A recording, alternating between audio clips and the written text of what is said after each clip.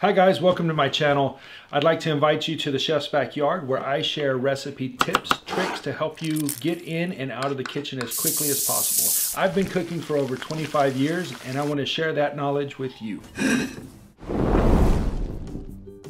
Hi guys, welcome to the Chef's Backyard. Tonight I want to show you how to cook some delicious steak. It's super simple, easy recipe, and we're also going to make a gremolata.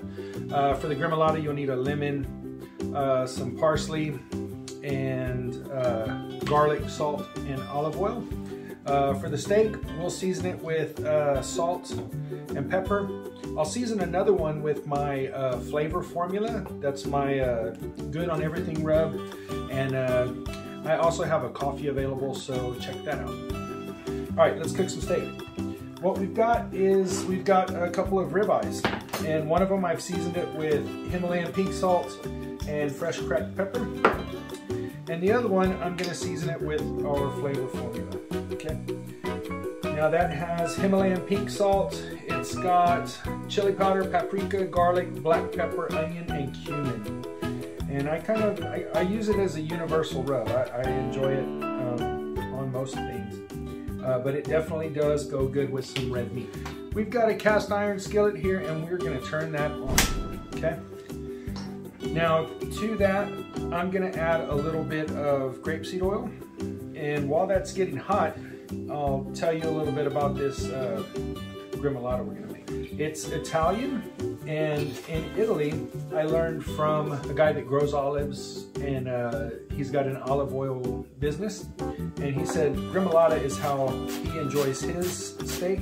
We'll just chop through that. Now you can make it super fine if you like. You can do this in a blender or a food processor or a food chopper.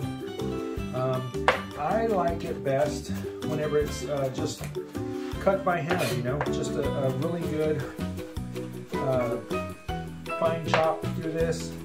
Kind of, to me, gives it the best texture and consistency whenever you go to dress your steak, okay? So I'm gonna add my parsley into my bowl. Got my microplane here.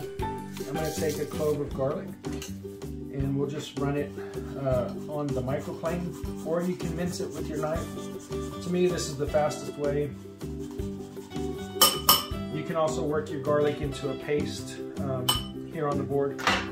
All right, so we've got our pan is nice and hot. And now we're gonna add those steaks in there, okay? I've got one that we seasoned with salt and pepper. Put that guy in there. And then I've got the one that we seasoned with our flavor formula, okay?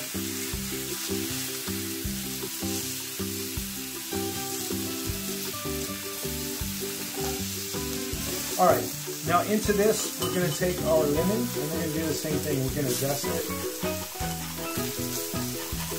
We're gonna wanna set a timer for those steaks. We're gonna go about 4 minutes per side. Right now I have the heat pretty high. It's started off at high and now I've dropped it down to medium. I'm gonna tilt the pan so that we can make sure that that oil comes in contact with all areas of the bottom of that steak, okay? And then I'm gonna give it a press with my tongs, okay? We want good contact so we get a nice sear, okay? Now, we just wanna cut that guy in half and we wanna get that juice in there, okay? Beautiful Sicilian olive oil. You don't want it too oily. I mean, I guess you could, but it's more of a relish. You want it to be a little salty, a little bit on the salty side, and then we'll do some cracked black pepper in there, and we'll mix that all together, okay? We'll clean up our workstation here.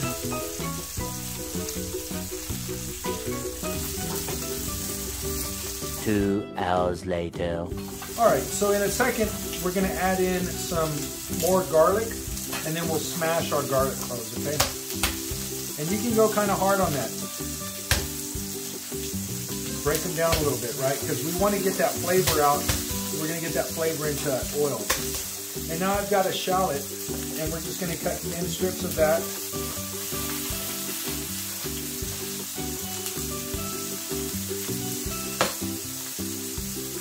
we've got some thyme.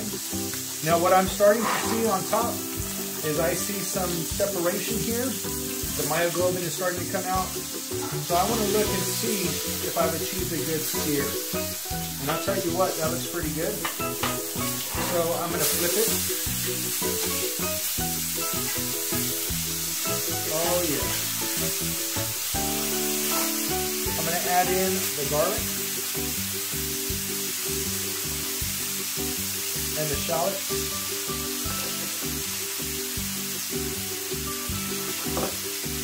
And then I'm going to add in some of that butter.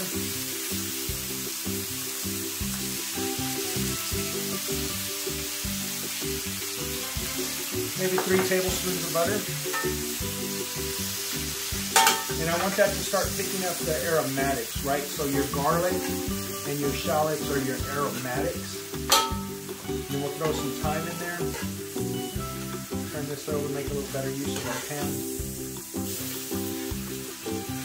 Get that thyme in there. And we'll let that go for about another 3 or 4 minutes.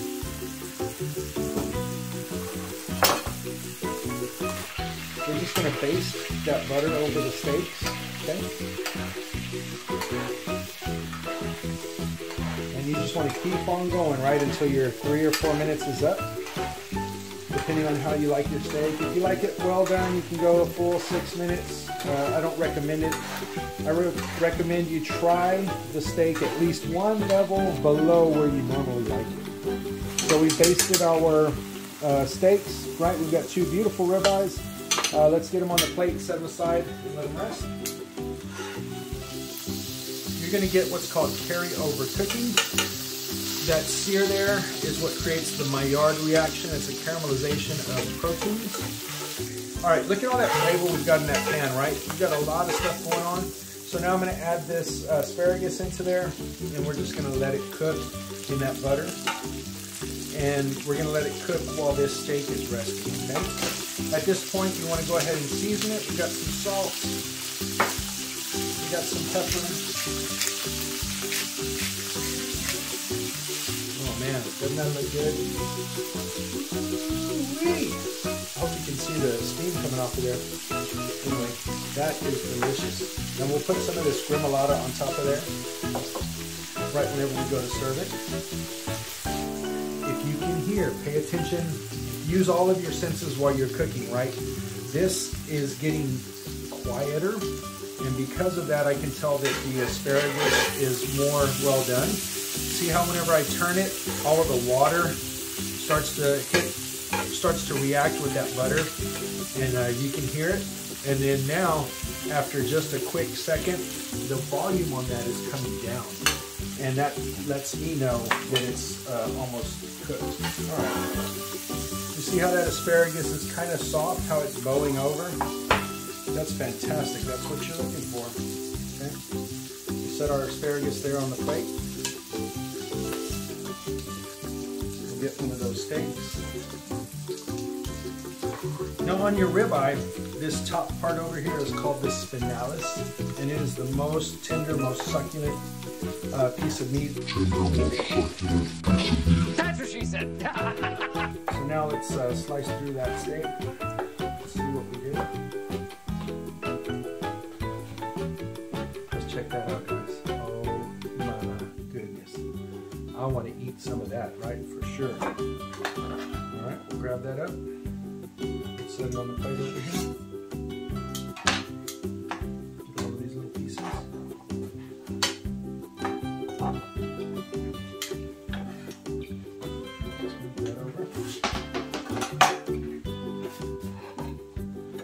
Get some of this gremolata. Okay, we've got parsley, garlic, lemon juice, lemon zest, olive oil, salt, pepper, and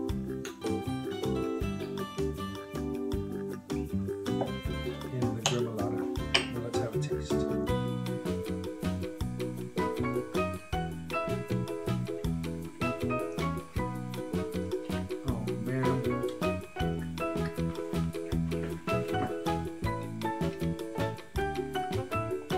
That is fantastic. You can take these crispy shallots put them over here with your asparagus. Get some of that on there too.